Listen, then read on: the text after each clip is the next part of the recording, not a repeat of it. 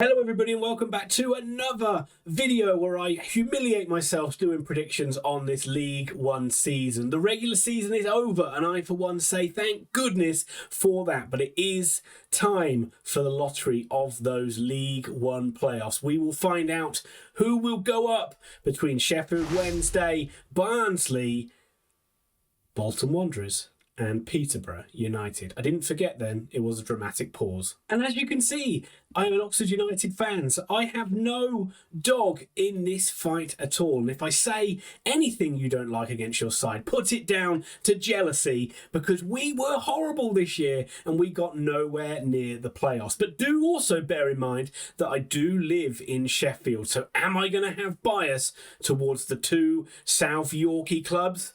We will see. I will put timestamps down below, so if you do just want to jump to one of the games or jump to the end where you see the predictions for those games, that is absolutely fine. I don't mind that at all. But the least you can do is leave a like on this video. That helps me out so much. And if you like the content, then think about subscribing. I'm on a march. A big march towards 750 subs. You guys have helped me jump up so much in the last few weeks and I appreciate it a lot. That is the shilling over though. Let's jump into these predictions. And we're going to start by looking at the game between Peterborough United and Sheffield Wednesday. Let's start with the Posh. The Posh cemented their playoff place on the final day of the season with an impressive 2-0 win over Barnsley. It was a strong Barnsley lines up as well, so give credit to Darren Ferguson's side. Look, Darren Ferguson back in charge of Peterborough United. It's always quite amusing from afar when you look at it from a distance to see how they always just revert back to Darren Ferguson time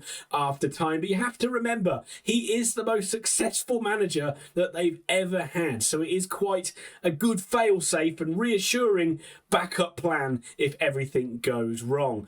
Stating the bloody obvious, but Jonson Clarke-Harris has been essential to this Peterborough side. 26 goals in League One. He is the undoubted star man in this team. The Owls of Owlerton finished on 96 points and didn't get automatic promotion. For so long they were up the top, winning the league in the automatic promotion places, but from being around Wednesday fans, I have sensed a bit of inevitability and a little bit of resignation for a few weeks now that it was going to be playoffs and not automatic promotion. Despite the disappointment of being in the playoffs, Wednesday have finished the season well, and they finished it off with a 1-0 win at home against Derby, which was a result probably celebrated more in Peterborough than it was at Hillsborough. Wednesday have had the third best defence in League One and the third best attack in terms of goals scored, so it's probably no surprise that they finished third overall. Is there's a lot of pressure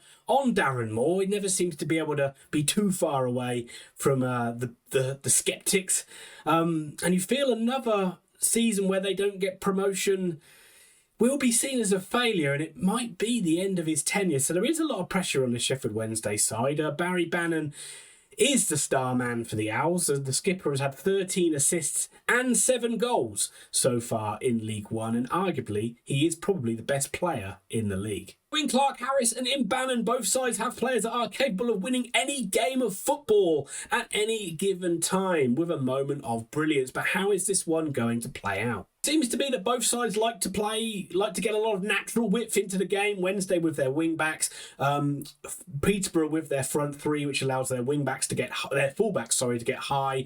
So that's what I'm going to see the key to both sides is how they can stop that or how they can get balls into the box to feed their strikers. I would be amazed if Darren Ferguson changed his side at all from the one that beat Barnsley. You might see Ogbeta come back into play left back, but Burrows did get 2 assists in that game, so I imagine it will be the same size. So that means it will be a 4-2-3-1. Poku, Taylor and Mason Clark are the front three that play behind Clarke-Harris, and they will look to stretch the play and they will look to get wide and they'll look to drag those Sheffield Wednesday centre-backs out of positions. That will allow Burrows and that will allow Ward to get forward from fullback in attack, and that will hopefully be able to get them enough service into Clarke-Harris. I don't really have many worries about this Peterborough side going forward. forward. I think their strength is in attack. I do have some concerns about them in defence, so I do feel they could be a little bit ropey at the back, and I do feel that they will need Norris in goal to have another fine game if they're going to keep a clean sheet like he did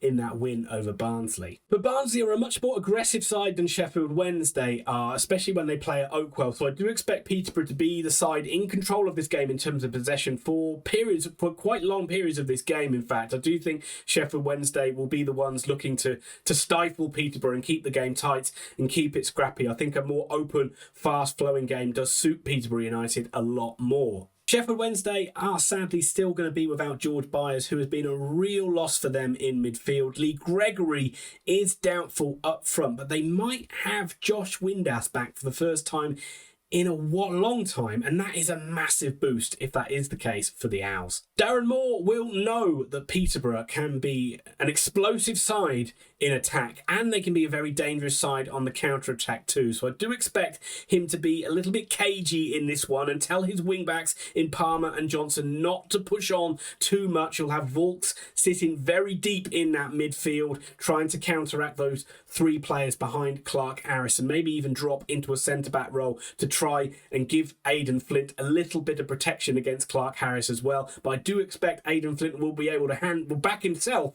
to be able to handle Clark Harris. He has been excellent at the back this season. Sheffield Wednesday will need to get Barry Bannon on the ball as much as possible, and he will of course look to do that. He will look to dictate the game as much as he possibly can with his long passing, with his great passing out wide to get the wing backs high up the pitch. Will get Wednesday up the field and get them playing in dangerous areas.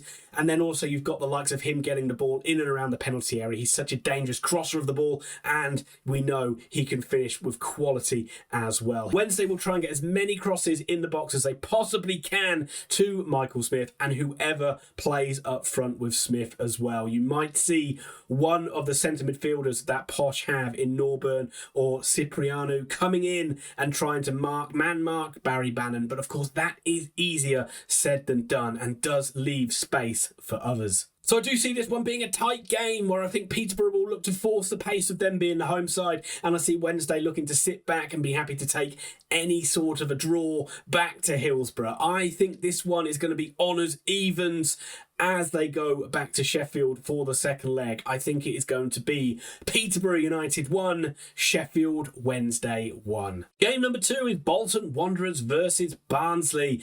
Let's start by having a look at Bolton. The Trotters finished 5th in the league, and Ian Evatt continues to improve this Bolton Wanderers side year on year. Like a lot of sides in League One, though, they have been a little bit inconsistent and they have lacked a little bit of cutting edge at times, but they are extremely well drilled and extremely well organised, and with the return of some of their key defenders, it means this game is a real coin flip. Dion Charles is their main man up top with 16 goals this season. Bolton's defence has been their real strength though, and only Ipswich conceded fewer goals. Michael Duff's Barnsley side flirted with automatic promotion but ultimately came up a bit short, but still finished with an impressive 86 points this season. I feel they've gone off the boil a little bit lately, but they do remain a strong side with two strikers in form in Devante Cole and James Norwood that both reached double figures this season. But it's not just those two. There is plenty of goals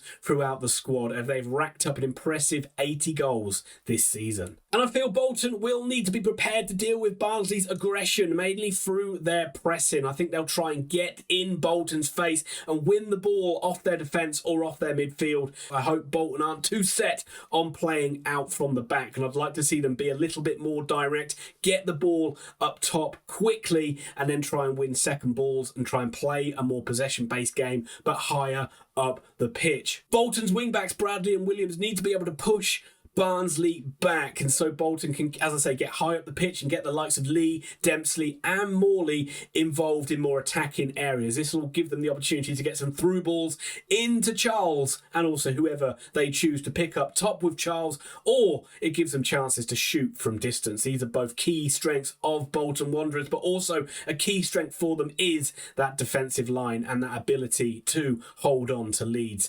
The tighter the game is, the better it is for Bolton Wanderers, and if they can get themselves in front, I do expect them to drop back deep and try and shut this game out. The likes of Toll and Santoth and Johnson have been rocks at the back, and the fact that Toll and Santoth are back is a huge boost for the Trotters. And let's also remember, they've got James Trafford in goal, and James Trafford is immune to red cards.